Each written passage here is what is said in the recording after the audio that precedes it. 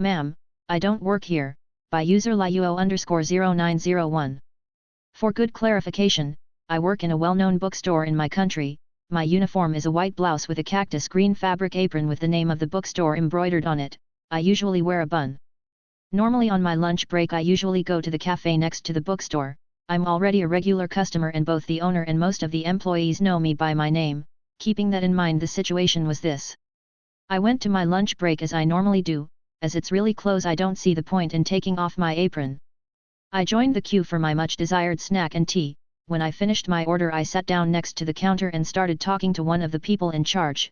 We were talking about some books that had arrived and were from the new collection he was waiting for, when suddenly Karen, I'll call her that, appears next to me and starts shouting like, "Why are you chatting when you should be serving me?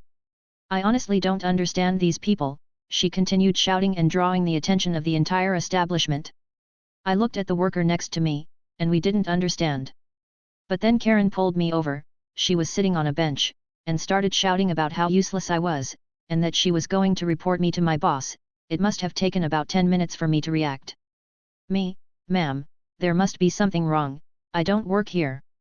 What BS, I saw you chatting, how can you stay here chatting while I'm waiting for more than 30 minutes for my order? I realized then that this woman was crazy, and then some of the employees started trying to convince Karen that I explicitly didn't work there. And ironically the only argument she had was she has a bun, and wears an apron. I believe I saw several people laughing at the situation.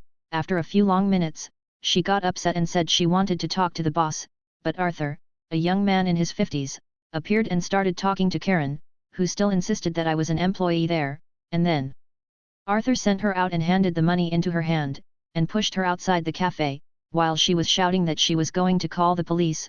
Poor Karen.